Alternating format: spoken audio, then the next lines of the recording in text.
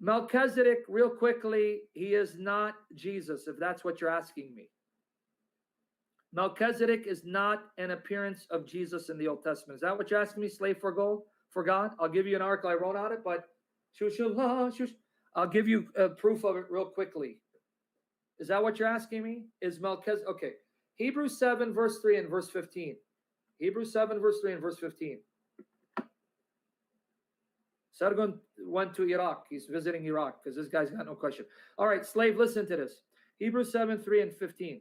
Without father, without mother, without genealogy, having neither beginning of days nor end of life, but made like the Son of God, remains a priest continually. And now speaking of Jesus, and it is yet far more evident if in the likeness of Melchizedek there arises another priest.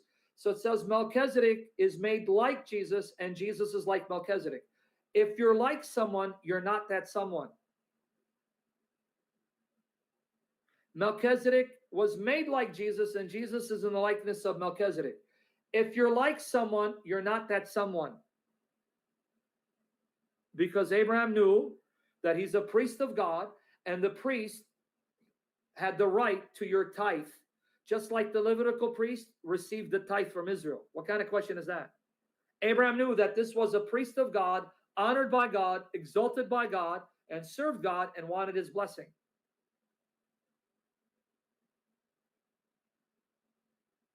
All right? So slave, did you get your answer? No, I can't talk about Jesus going to hell right now. It's going to take too long.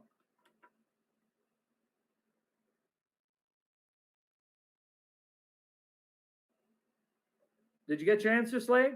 Okay. Now let me explain why it says without father and mother, without beginning of days or end of life, without genealogy. Okay, let me explain that. Are you ready? And I'm going to give you the article before I end the session. I have an article on this. Why does Hebrews say Melchizedek has no father and mother, no beginning of days, no end of life, no genealogy? Okay. Why is he saying that? Okay, what Hebrews is telling you is God inspired the author of Genesis, Moses, to depict Melchizedek in such a way as to give you the impression Melchizedek has no parents, wasn't born, and didn't die. Why? Because Melchizedek appears out of nowhere. We're not told who his parents are. We're not told that he was born. We're not told that he died and was replaced. He appears out of nowhere, and he's so great, Abraham recognizes his greatness, that this man is truly a priest of God, anointed by God, and I need to be blessed of him. So why were those details omitted? Because God was inspiring Moses to describe Melchizedek in such a way, to give you the impression that Melchizedek was an eternal person, not because he was, but because he was designed to be a picture of the reality. Remember what I've been telling you guys. All the Old Testament is a shadow of the reality. The reality is Jesus. The Old Testament is a shadow. See, when you see a shadow, you know someone's coming. If you look at a shadow and you see a shadow that looks like a dog, you know a dog is coming. If you see a shadow that looks like a cat, you know a cat is coming. If you see a shadow that looks like human, you know a human being is coming. So what Hebrews is saying is God designed the Old Testament to be a shadow so you know who's coming. So if Melchizedek is designed in such a way to appear as an eternal person, uncreated and deathless, guess what, folks? That means the person that he's pointing to, he is eternal. He is deathless. He is uncreated. Melchizedek is a shadow, not the reality. The reality is Jesus. So Melchizedek was designed to be eternal, not because he was, because he's a shadow of the one who is eternal and a priest forever. You get it now?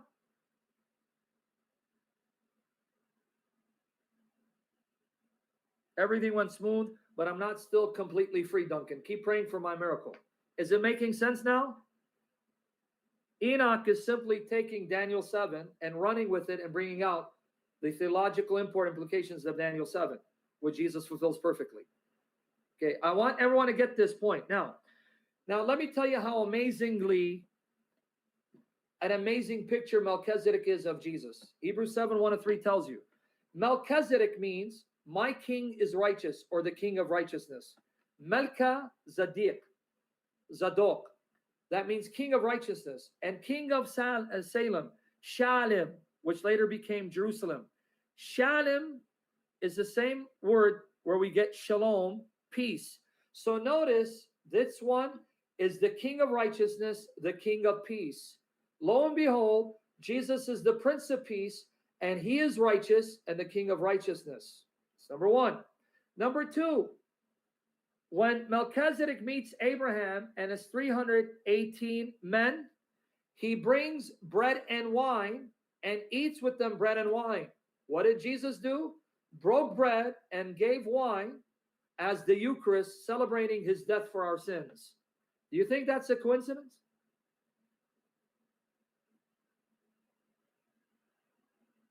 Do you think that's a coincidence? Genesis 14, 18 to 20. Melchizedek, meaning king of righteousness. King of Salem, Melchizedek Shalem, king of peace, bread and wine. Jesus, King of kings, Lord of lords, King of peace, Prince of peace, King of righteousness, the righteous one of God. And he gives bread and wine.